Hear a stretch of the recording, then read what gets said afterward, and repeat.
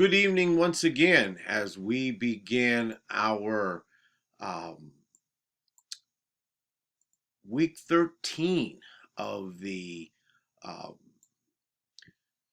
historical books. And today we are dealing with the Book of Ezra.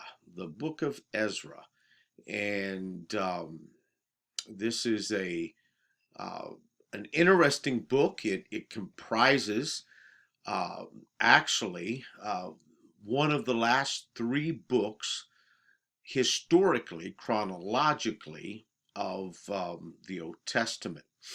At the end of Nehemiah's time, there uh, comes the end of what we classify as the Old Testament. Now, again, in the Bible, the way it's laid out, obviously the New Testament or the Old Testament comes to a conclusion at the end of Malachi.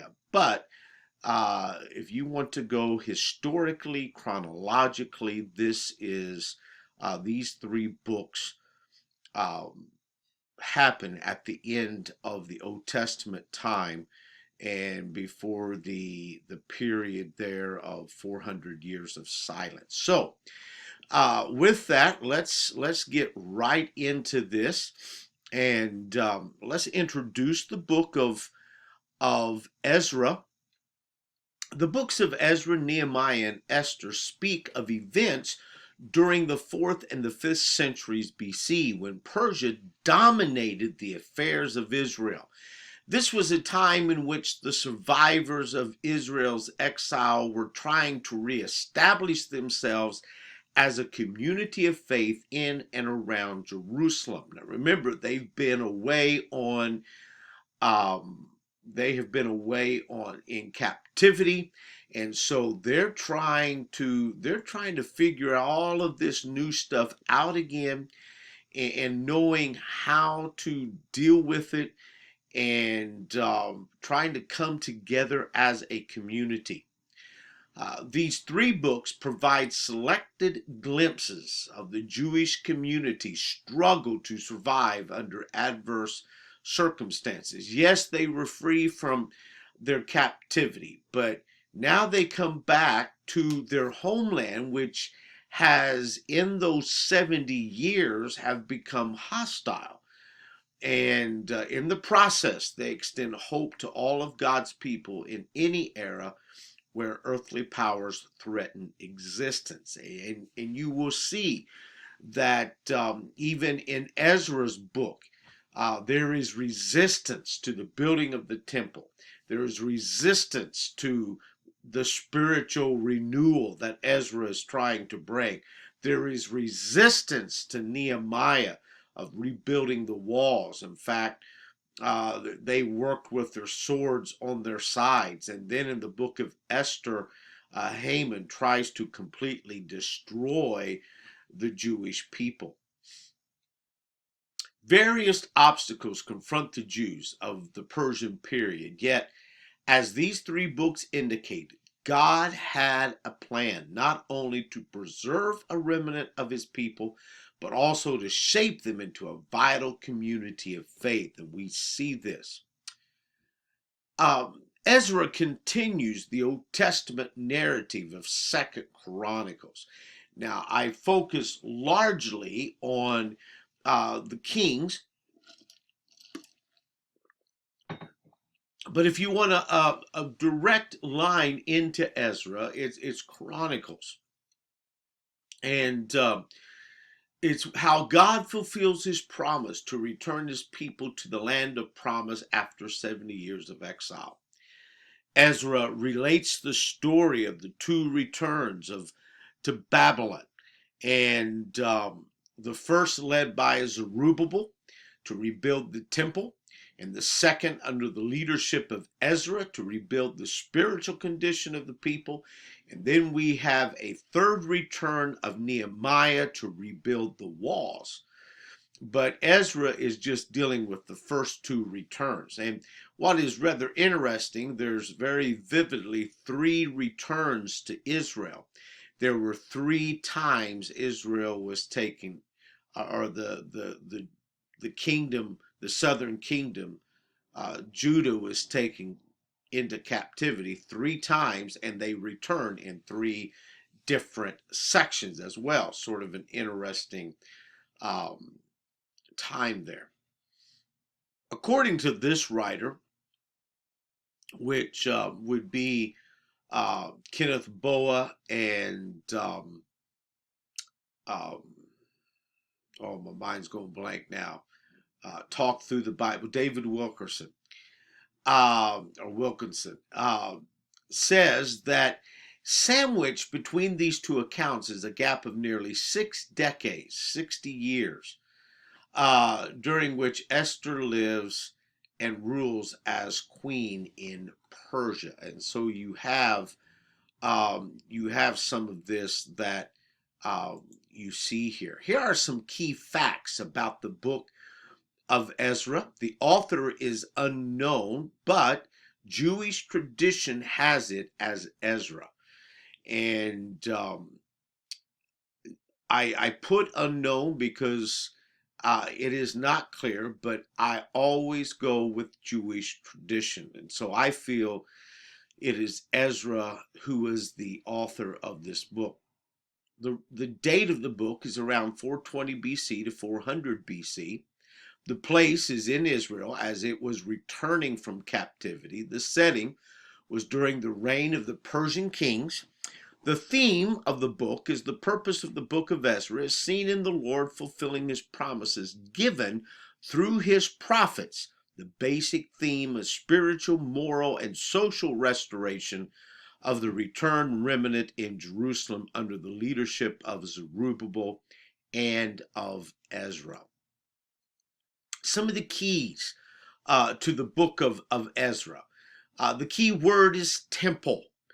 The key verses are Ezra 1 verse 3 and chapter 7 verse 10. And the key chapter is chapter 6. This chapter deals with the completion and the dedication of the temple.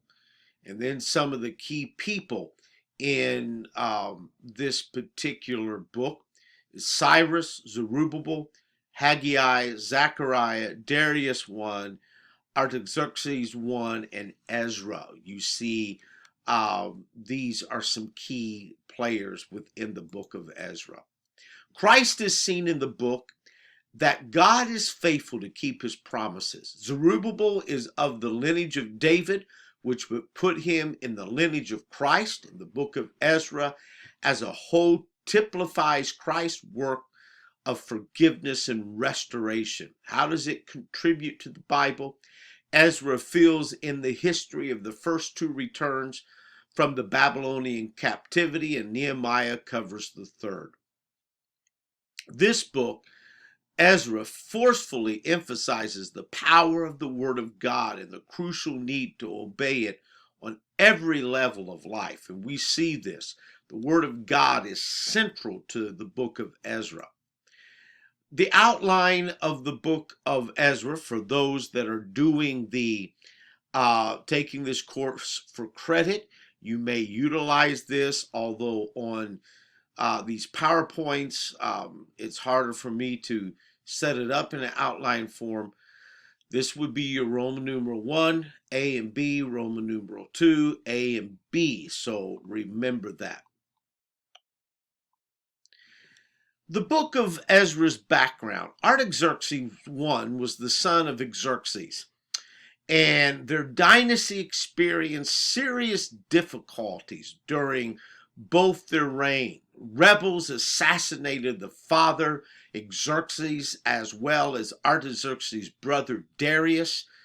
As king, Artaxerxes himself faced trouble on different fronts, dealing with an Egyptian rebellion, which was quelled in 455 BC, and with the rebellion of one of his own satraps in 449 BC.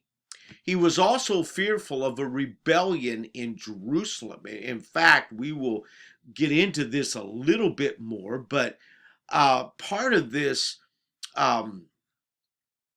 they laid under Zerubbabel, they laid the foundations, and then there was a time period of um, they didn't do much, and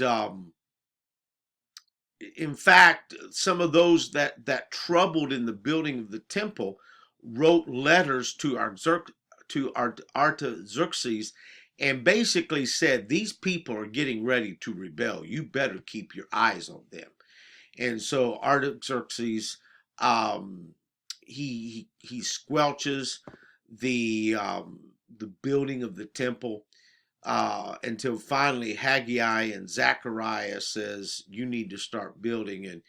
And when the letter was written again, um, they they actually said, "You know what, this is." They were told to build, and so you finish building.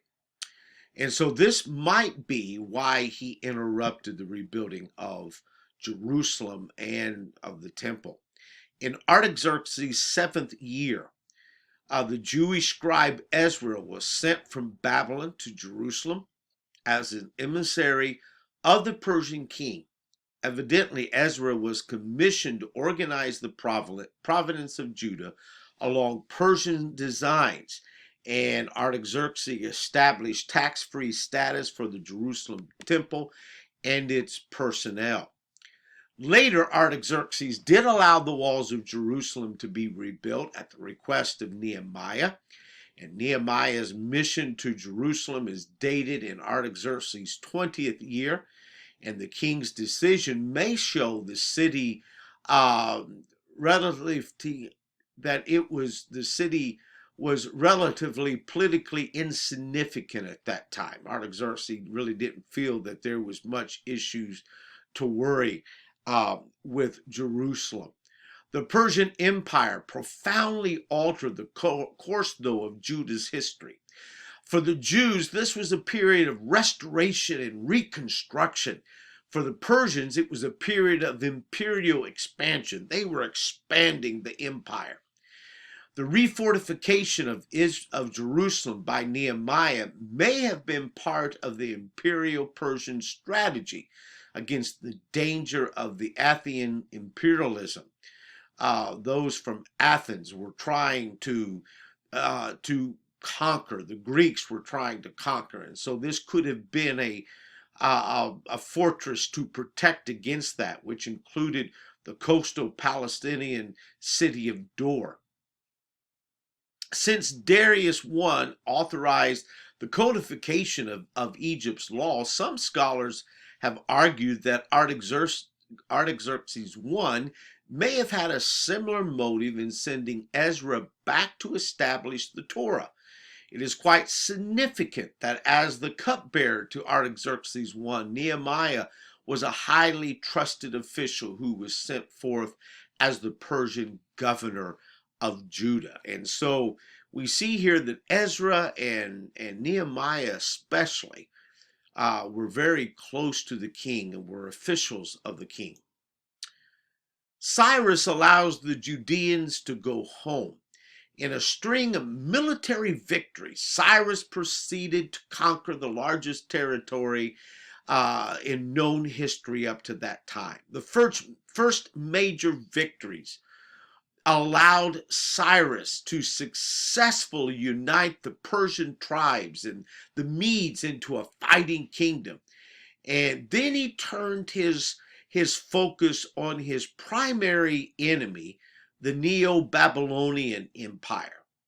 Cyrus's crowning achievement was the conquest of Babylon and their kings in 539 BC. Virtually all the Near East, excluding Egypt, was now under his authority. He was powerful. As with the victory of Media, the Persians and the Medes, the Media, Cyrus ruled Babylon not as a conquering foreigner, but as a successor to its previous Babylonian kings. And this policy meant that the conquered people could maintain their local customs and cultures as well as their deity. In fact, It is known that, it may be in the next slide here, that Cyrus respected, the second line here, respected the god Marduk, which was the Babylonians' god, as well as he respected the God Yahweh of the Judeans. However, back to his toleration of the various means of worship, such a tolerant policy of allowing local cultures some autonomy in regards to their traditions had its advantages for Cyrus.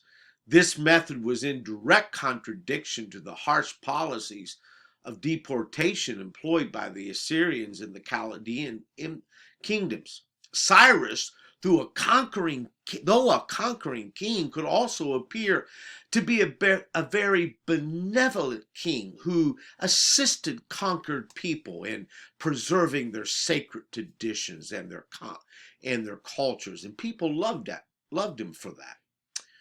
And so, very well, Cyrus's proclamation allowed the Judeans to return to Judah, to rebuild the Jewish temple at Jerusalem, and to carry back the sacred objects which were confiscated by, or was taken by, the Babylonians. In fact, one writer said that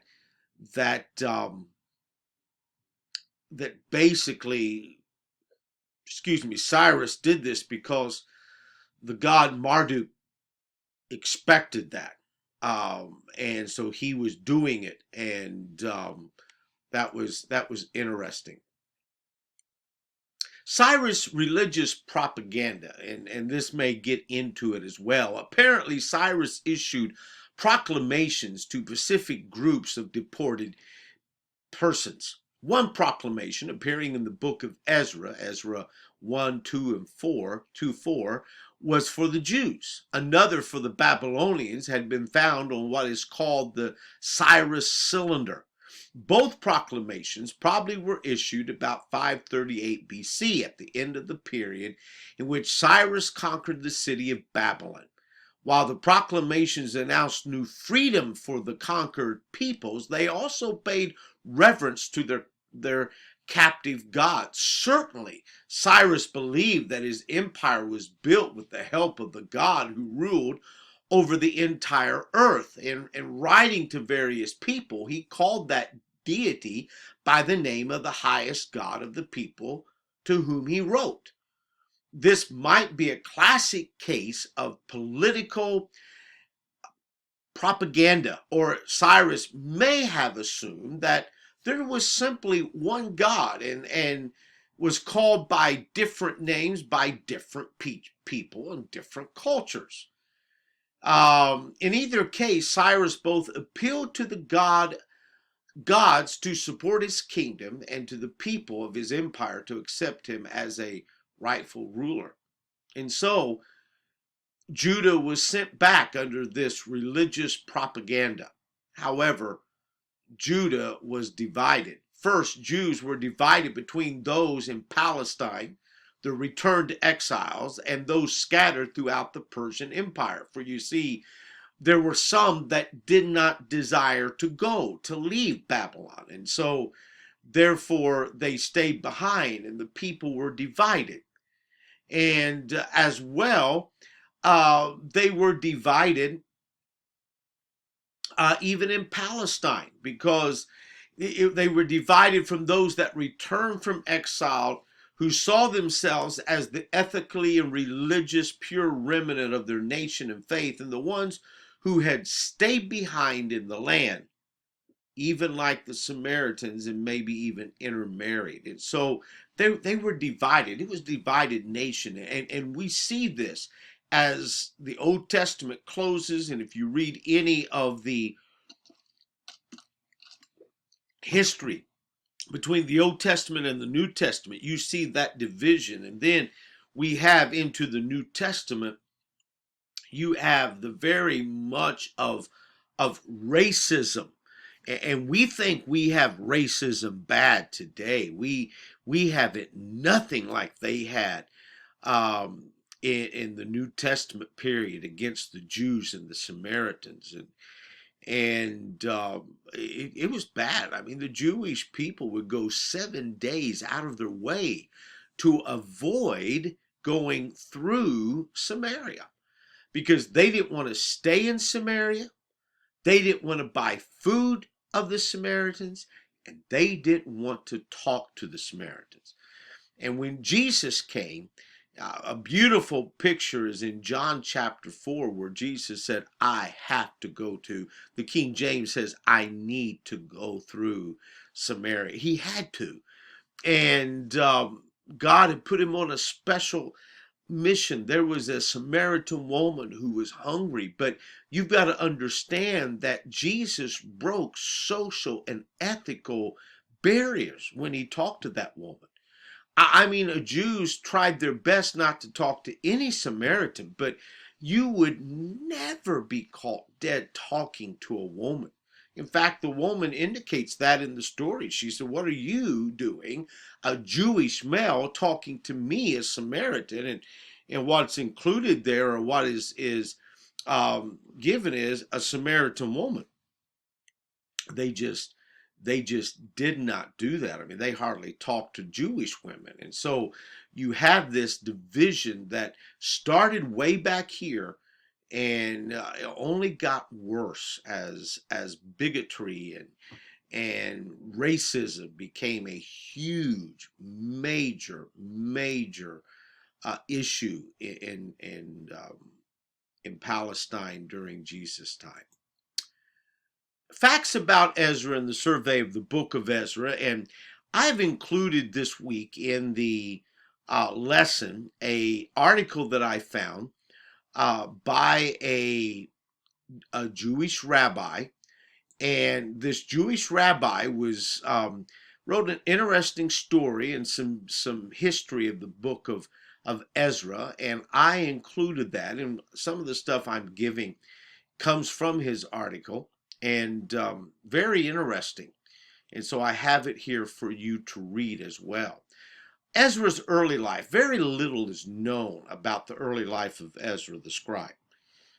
He was born in Babylon to a priestly family and dedicated himself to the study of the Torah. By trade, he was a scribe, writing books of the Torah and prophets. He lived in Babylon for the first decades of his life, studying under Baruch ben Neriah. He did not go with the first return to Israel. Throughout the time period, the Babylonian exile, so the Jews waited patiently for the day that the Babylonian or the Persian kings would allow them to return to their land and rebuild the temple when Cyrus was appointed king. And their efforts were finally rewarded. Cyrus ordered that they be allowed to return to Israel and rebuild the temple. He even promised to provide supplies for the project. Ecstatic, a large contingent of Jews, 42,360, marched back to Israel, determined to rebuild the temple and restore it to its former glory. They immediately laid the foundations, accompanied by the Levite orchestra and the cries of joy of the onlooker. But this excitement was short-lived because the other inhabitants of the land, feeling threatened by this sudden mass immigration, opposed the project, and they bribed officials to order a stop to the building, delaying the construction until the reign of Cyrus had basically ended, and the next Persian king, Ahasuerus, halted the project. And Ahasuerus was the king that also Artaxerxes was his name as well, but was also the king that was under Esther, or Esther was a part of.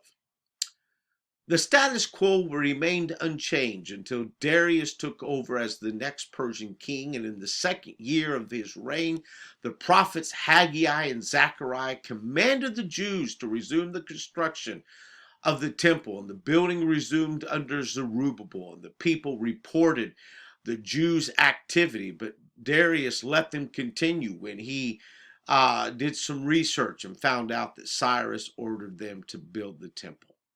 Ezra himself had not gone with this first group of returnees to Israel. He stayed in Babylon throughout this period, either to continue his studies, or it might be because of a priestly family. Maybe he was somewhat in order for high priest, and there was already a high priest that was in there, and so didn't want a power struggle. But once the first group had left, Ezra gained prominence in the Jewish community in Babylon, and he began the process of identifying lineages, so much so that by the time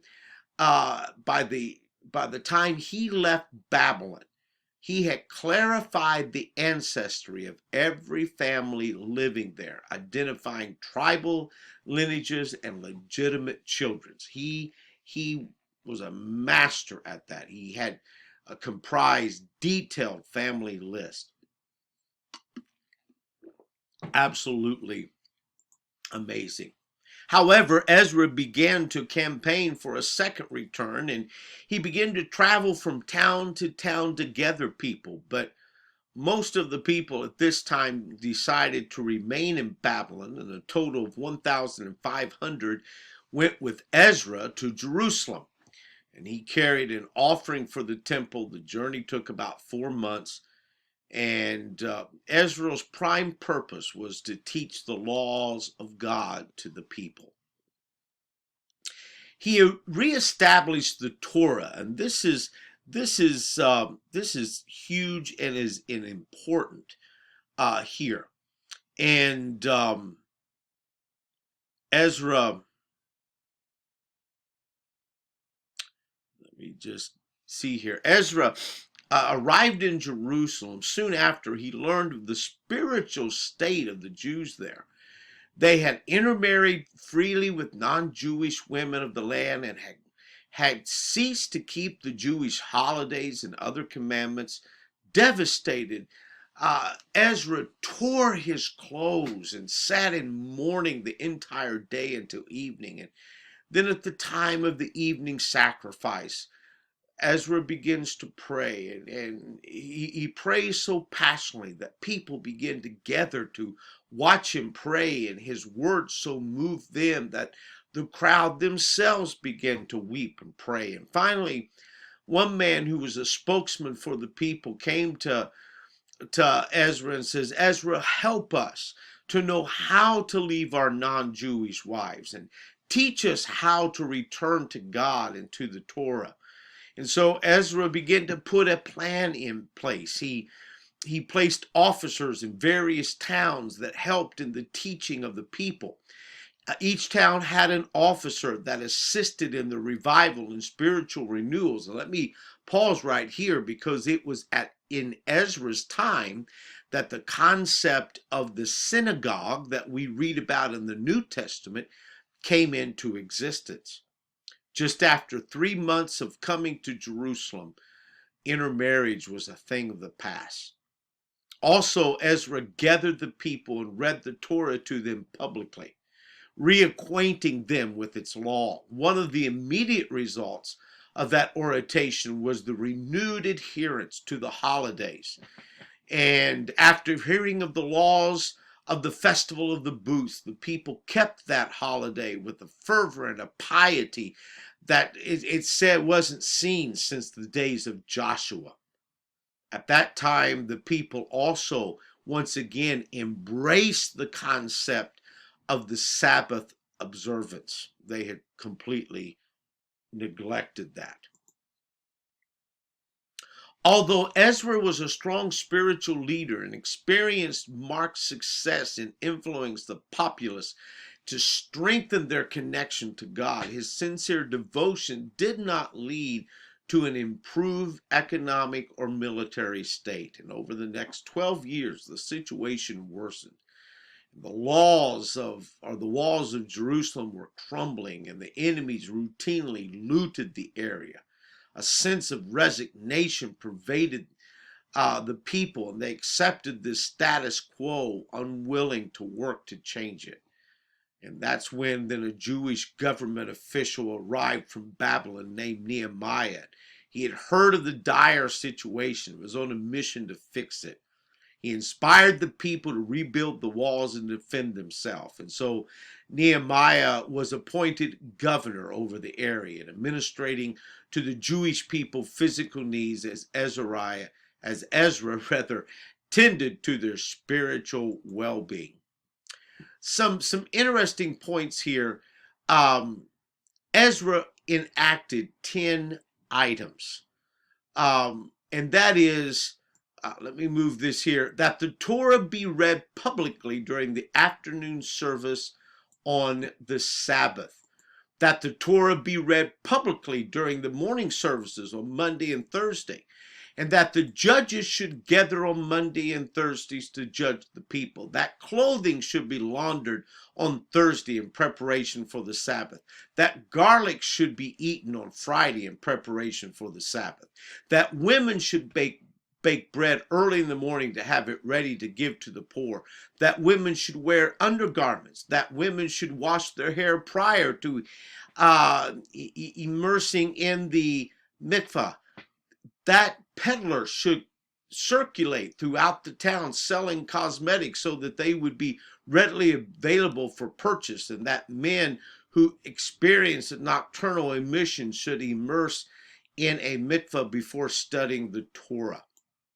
Ezra's writings, and this is some interesting, he was a prolific writer and he wrote many books, but probably one of the things that he did, he was a diligent copy. He made a diligent copy of the Torah, that all other scrolls were checked for accuracy.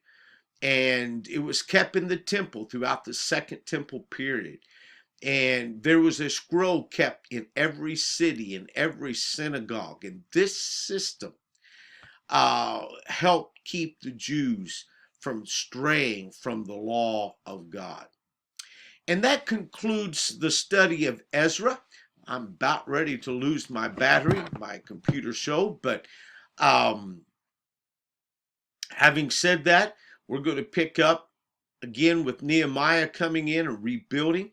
And then in our last class, we will look at Esther. Real quick before we close, remember that you need to submit next Monday, but next Monday on until the following Monday, there will not be a video because it is Thanksgiving week. So remember that you do need to submit on Monday, but not at the end of our next Monday, but then the following Monday, I will put up another video. You will not have anything to do during Thanksgiving week, and I hope you have a wonderful Thanksgiving time. Thank you very much, and God bless.